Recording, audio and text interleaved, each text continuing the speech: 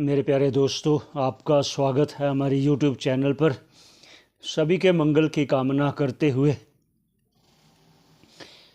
आपके साथ चर्चा करते हैं।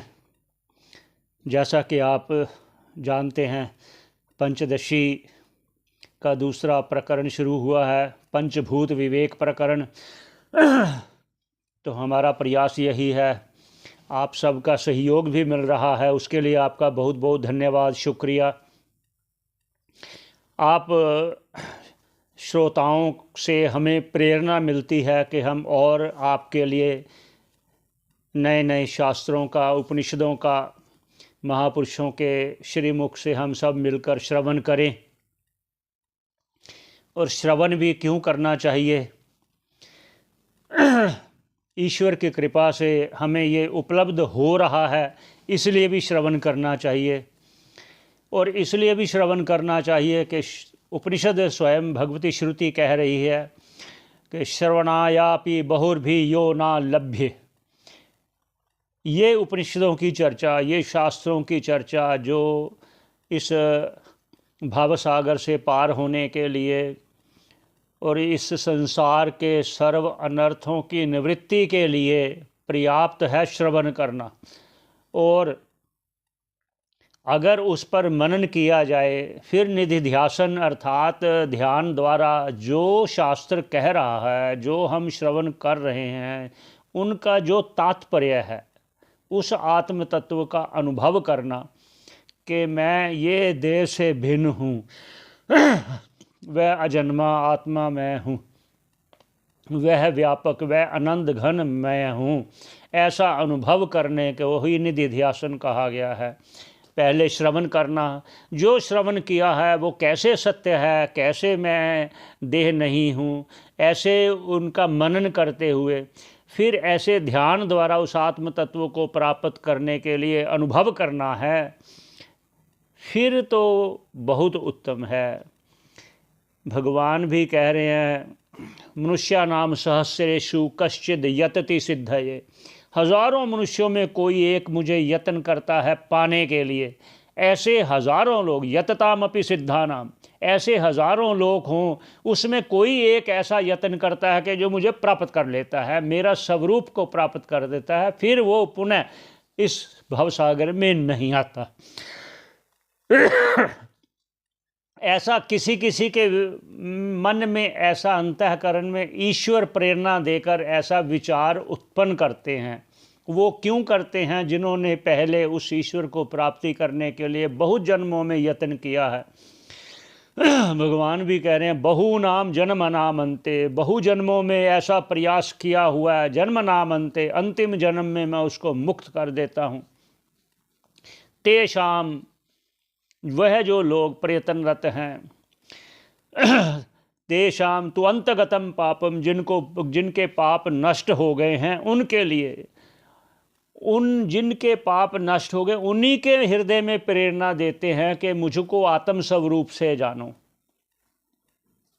भगवान अंत में भी भगवत गीता में कह रहे हैं, सर्वधर्मान परित्यज्य माम एकम शरणम ब्रज। माम एकम शरण, जो मैं एक सर्वव्यापक आत्मरूप परमात्मा हूँ, उसकी शरण अर्थात उसका अनुभव करो अपने हृदय में। जो कह रहे हैं, हृदय नाम, जो ईश्वर सर्वभूता नाम हृदय से अर्जुन तिष्ठति, उसको अनुभव करो। जो सभी भूत प्राणियों के हृदय में वास करता है, उसका अनुभव करना है जीते जी। उसी के लिए उपनिषदों का श्रवण है।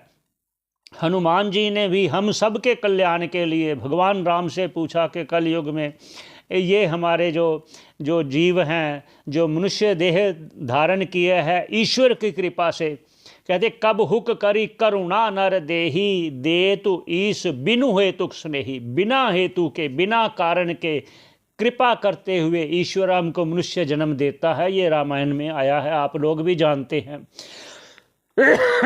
उन लोगों को जो जिज्ञासु है, जो मुक्त होना चाहते हैं, जो समझते हैं इस संसार में दुख के सिवा कुछ नहीं है। कैसे नहीं है?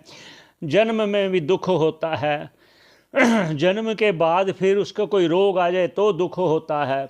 अगर कुछ बड़ा हुआ तो अध्ययन करता है, स्कूल में जाता है, वहाँ अध्ययन नहीं कर पाया तो दुख होता है, कष्ट होता है। फिर अगर पढ़ पाया तो कॉलेज में जाता है, वहाँ कितनी मेहनत करना है, वहाँ पढ़ पाया तो अच्छी बात है, नहीं पढ़ पाया तो दुख होता है। फिर उसके बाद जब बड़ा हुआ उसकी शादी नहीं हुई तो दुख होता है, शादी हो जाए अच्छा परिवार ना हो तो दुख होता है। अगर शादी भी हो गई और संतान ना हुई तो फिर दुख होता है। ऐसा जिसके प्रति वो माँ बाप सोच रहा है, फिर वो माँ बाप बुढ़ापे में भी दुख को प्राप्त होते हैं। फिर वो अंतकाल में वो मरण का दुख अनुभव करते हैं। वो क्यों करते हैं? क्योंकि दुख जो पहले हुआ है, जैसे वो कई बार जन्म है, उसका भी दुख उसे अनुभव होता है। अंतःकरण में वो चिंता लगी रहती है। क्या लगी रहती है? कि जन्म के बाद मृत्यु भी हुई होगी। जो वो उस मृत्यु को अंतःकरण में उसका जो ताप है, उसका भय है लगा रहता है कि हाय मैं मर ना जाऊँ, मैं मर ना जाऊँ। ये भय को दूर करने के लिए शास्त्रों का अध्ययन जरूरी है। वो भय को दूर करना के अनुभव क्यों होता है उसके लिए भी आप समझते हैं। कैसे समझते हैं? कैसे अनुभव करता है, क्यों अनुभव करता है?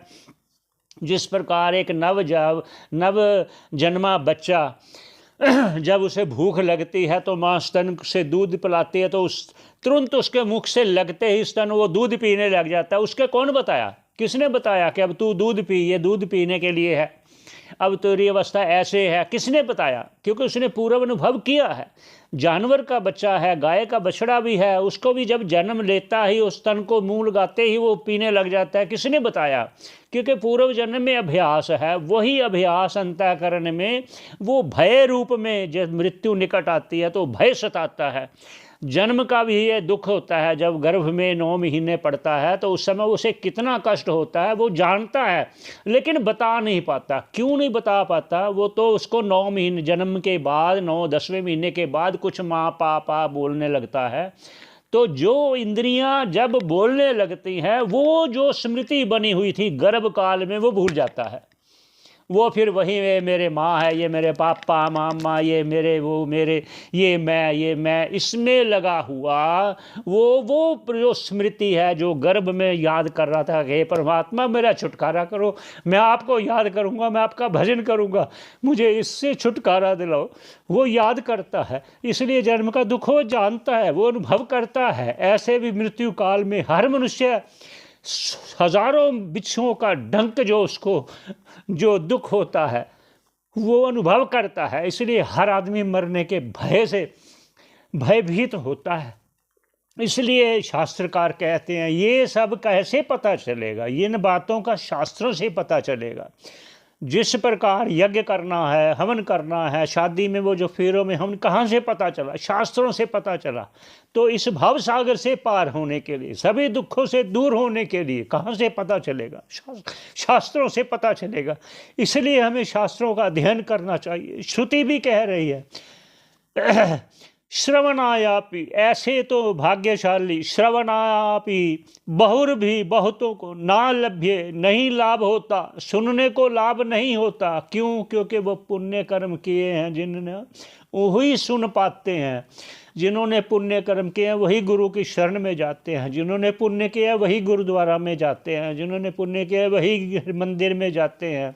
ऐसे ही धीरे धीरे जिनके महापुण्य पुंज जब इकट्ठे होते हैं तो वो गुरु की शरण में जाकर ईश्वर की कृपा से उसको ऐसा गुरु मिल जाता है जो उसको भवसागर पार करा देता है। वही पार कराएगा जो पहले स्वयं पार हो चुका है।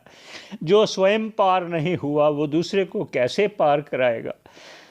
तो ऐसी प्रेरणा ईश्वर देते हैं। हमारा ईश्वर इतना हम पर कृपा बरसाए हुए है, तो हमारा प्रयास है हम सबों के लिए, सबके लिए ऐसा प्रयास करें कि सभी इस दुखों से छूट जाए, सभी मुक्ति का अनुभव करें, वही अपने आनंद का अनुभव करें। ऐसा अनुभव उन्हीं को देते हैं ईश्वर। जब भगवान कह रहे हैं, आज शंकराचार्य जी अपने एक ग्रंथ में लिखते हैं, स्वर्ण आश्रम धर्मेण तपसा हरितोषनाथ।